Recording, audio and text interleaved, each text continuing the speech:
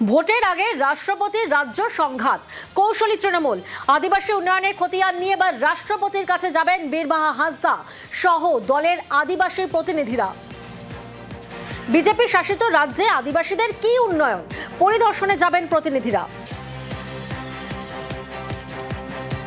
মাননীয় প্রধানমন্ত্রীজি, এইটা আপনার জন্য। আপনি মাননীয় রাষ্ট্রপতি একজন মহিলা এবং ট্রাইবেল লিডার, তাকে সম্মান দেন? তাহলে বলুন কেন প্রধান রাষ্ট্রপতি দাঁড়িয়ে আছে এবং আপনি বসে আছেন? প্রত্যক্ষভাবে আপনাদের দেখিয়ে দিলাম আমরা কিন্তু আমাদের সম্মান দিই, কিন্তু এরা সম্মান দেয় না। সম্মান কারা দেয় আর কারা দিতে পারে না, এই ছবিটাই তার প্রমাণ করে দেবে। আমরা সম্মানীয় সব চেয়ারকেই সম্মান করি।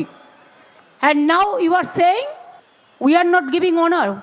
What do you think? Our mayor was present there. I am at a dharna. How can I leave the place?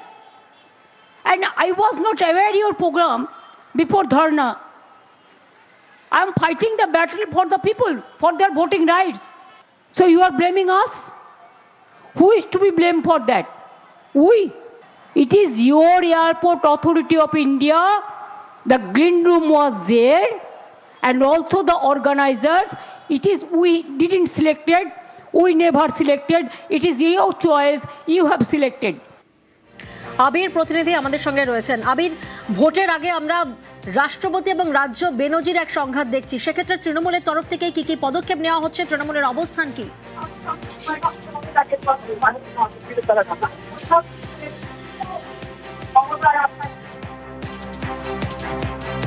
আবিরের সঙ্গে আবারও আমরা যোগাযোগ করার চেষ্টা করব, তবে তার আগে আপনাদেরকে জানাই আদিবাসী উন্নয়নের খতিয়ান নিয়ে রাষ্ট্রপতির কাছে যাবেন বীরবাহা হাঁসদা সহ দলের আদিবাসী প্রতিনিধিরা। আবিরের সঙ্গে আবারও আমরা যোগাযোগ করতে পেরেছি। আবির, ভোটের আগেই আমরা দেখছি রাষ্ট্রপতি রাজ্য বেনজির সংঘাত, সেক্ষেত্রে তৃণমূলের অবস্থান কি, তৃণমূলের তরফ থেকে কি কি পদক্ষেপ নেওয়া হচ্ছে? দেখো, দু ধরনের পদক্ষেপ। প্রথম পদক্ষেপ হচ্ছে রাষ্ট্রপতির কাছে দেখা করতে চান তৃণমূল কংগ্রেসের সাংসদরা। গতকালকে সুদীপ বন্দ্যোপাধ্যায় এবং ডেরেক ওব্রায়েনকে দলের চেয়ারপারসন মমতা বন্দ্যোপাধ্যায় নির্দেশ দিয়েছেন যে দ্রুত রাষ্ট্রপতির থেকে অ্যাপয়েন্টমেন্ট নেওয়ার জন্য, এবং তারা রাষ্ট্রপতির কাছে গিয়ে 2011 থেকে 2026 পর্যন্ত কি কি কাজ আদিবাসী জনজাতি সম্প্রদায়ের মানুষের জন্য এই রাজ্যে করা হয়েছে তার সম্পূর্ণ তালিকা তারা বিধানসভা ভিত্তিক তারা তুলে দেবেন। এছাড়া এর মধ্যে লক্ষ্মীর ভান্ডার সংক্রান্ত বিষয়ে স্বনির্ভরতার ক্ষেত্রে কিভাবে তারা কাজ করেছেন অন্তত আদিবাসী জনজাতি সম্প্রদায়ের মধ্যে তারও বিশেষ করে উল্লেখ থাকবে। সূত্রের খবর, তৃণমূল কংগ্রেস সেখানে বিভিন্ন বিজেপি শাসিত রাজ্যগুলোর কি হাল এবং কেন এখনো পর্যন্ত অপরাজিতা বিল আটকে রয়েছে সেই প্রসঙ্গ তুলবে। আর দ্বিতীয়ত, আজকে ধর্ণা মঞ্চের মধ্যেই বীরবাহা হাঁসদা বক্তব্য রাখার সময় তিনি মমতা বন্দ্যোপাধ্যায়কে অনুরোধ করেন যে তারা যে আদিবাসী সম্প্রদায়ের যারা রয়েছেন জনপ্রতিনিধি বা সাংগঠনিক ক্ষেত্রে যারা রয়েছেন তারা বিভিন্ন বিজেপি শাসিত রাজ্যগুলোতে যেতে চান এবং সেখানে গিয়ে এই রাজ্যের কথা তারা তুলে ধরতে চান যে এখানে আদিবাসী জনজাতিদের জন্য কি কাজ হয়েছে।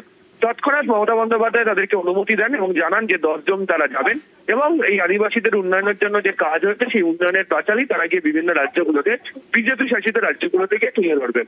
এবং যে বিভিন্ন বিধানসভা কেন্দ্রগুলি রয়েছে সেই বিধানসভা কেন্দ্রগুলিতে যেখানে আদিবাসী জনজাতি সম্প্রদায়ের মানুষজন বেশি করে বসবাস করেন সেই সমস্ত এলাকাতে কি কি কাজ করা হয়েছে তার বিস্তারিত তথ্য স্থানীয় নেতাদেরকেও বলা হয়েছে, যেটা বিশেষ করে জনপ্রতিনিধিদেরও দায়িত্ব দেওয়া হয়েছে, তারা এই বিষয়গুলোকে নিয়ে তারা প্রচারও চালাবে।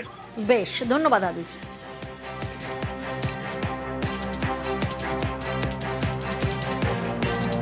আমি আমার নেত্রী মাননীয় মুখ্যমন্ত্রী মমতা বন্দ্যোপাধ্যায়ের কাছে করজোরে আবেদন করতে চাই, আপনি একটা আদিবাসীদের টিম বানিয়ে দিন।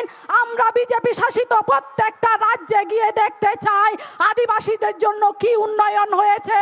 আর আমরা বাংলায় দাঁড়িয়ে আপনার খতিয়ান নিয়ে দিল্লিতে রাষ্ট্রপতি ম্যাডামের কাছে যেতে চাই। বাংলার মানুষ অ্যাকসেপ্টেড, গ্রহণ করলাম।